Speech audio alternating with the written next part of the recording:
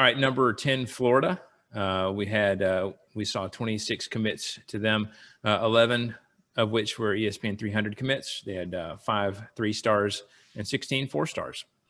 This is Mullen's third consecutive top 10 class, and it's coming off back-to-back 10-win seasons and top 10 AP poll finishes. So, as well as the hiring of ace recruiter Tim Brewster, who apparently has been a big help in that regard. So Brewster immediately addressed the need at tight end with ESPN 300's Gage Wilcox, who was the number 2 tight end Y, and then Nick Elksness, the number 3 tight end Y. So big tight end recruits there. And then 2 quarterbacks in this class. We saw ESPN 300 Carlos Del Rio, number 12 pocket passing quarterback, and then 4-star Jalen Kitna out of Texas, who is the number 24 pocket passing quarterback. Obviously, Dan Mullen, also offensively minded. We're going to see a lot of that, most likely.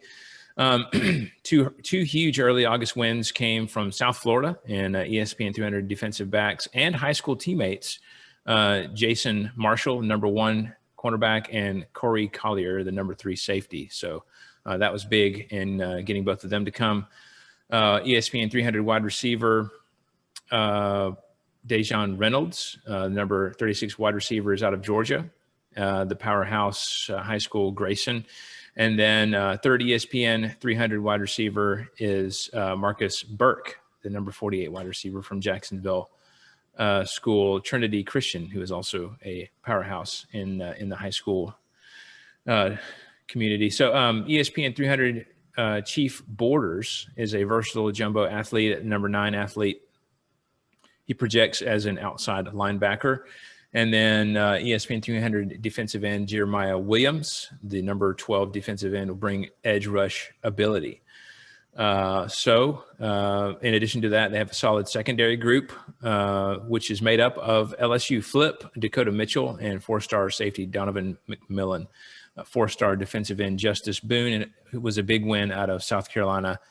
They expect big things from him. So a lot of names in here, but I saw a lot of offense, which you would expect from Mullen. And then obviously they're trying to build on some defense, which we saw lacking last year. So let's see. Oh, yeah, Matt. Yeah, start with you this time. What do you think about this number 10 Florida class? Again, another top 10 class for Mullen. Well, again, Florida is in that top tier, as much as it kills me to say that, in that top tier, the SEC with Bama and Georgia and everybody else. So they're going to get these recruits. I think Jason Marshall is going to be a big part of their defense for the next couple of years. I mean, 5-star cornerback coming in.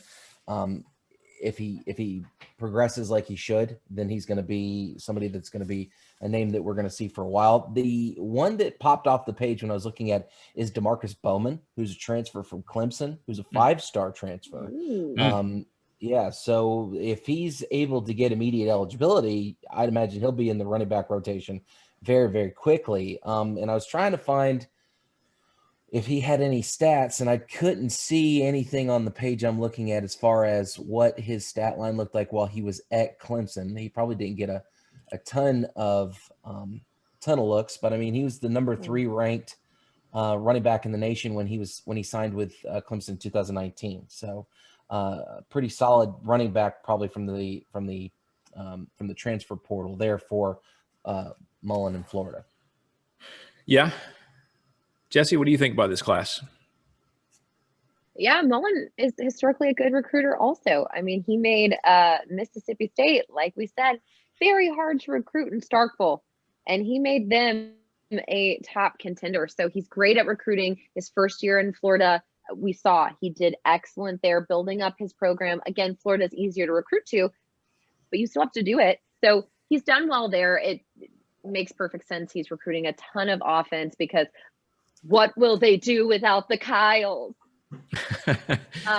Yeah. He doesn't have his Kyles. So he's got to replace those. You can't do much without your Kyles. Everybody knows that.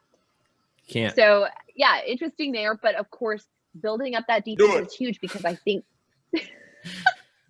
because that is something they were lacking. They were putting together the offense, well, for the most part, because they had their like aces, but they put together this offense, but the defense just couldn't get it done. And that's huge. He clearly took notes from this last season, is trying to bolster it up. So very interesting. I want to look. I haven't looked at Clemson's recruiting, to be honest with you, but interested to see how Clemson's going to do, knowing that they've had a couple transfers, and also that they're losing their precious Trevor. So that just sparked in my mind that Right. this isn't an ACC podcast. I'm just interested. Yeah. Well, I know they were top 5, Clemson, in the ranking this year, but Yeah. what interesting. So you were talking about defense and how they were lackluster last year. I was a little surprised that Todd Grantham is still the defensive coordinator. Because if you guys recall all the heated discussions that they would have even on the field in front of everyone. Yeah. But and- who are they going to get? You know, like what? And I'm not as Jerry familiar Pruitt. That's fair. They could have Hey, their, I no. think that'd be great. Even Dan Mullen was He like, got you know what? He got a job coming with the, out of with there. the You Jets or can't. something. Don't Yeah. touch that. There's just too Yeah, much that's true. happening. So So I As mean, someone- who would they have got? as someone who's watched Todd Grantham, who has watched Todd Grantham coach for their favorite team, he is not the answer. Like I said, the guy's got a lot of passion. He's going to get your guys pumped up. There's no doubt about that. But they may not know where they're supposed to be on the field. So that's my 2 cents on him. I just don't think he's ever going to be a consistently successful defensive coordinator at a high level. So Maybe he convinced him that he just needed one more year to get his guys in there, and this was going to be the year. Maybe. I don't know. But I also, like I said, I don't know who else they would have gotten. I also think he's got a in. screw loose too. He's kind of scary. So maybe he just intimidated his way into. So is Dan Mullen. Crazy Well, attracts crazy. Two kinds of crazies there. Yeah, for sure. Dan Mullen.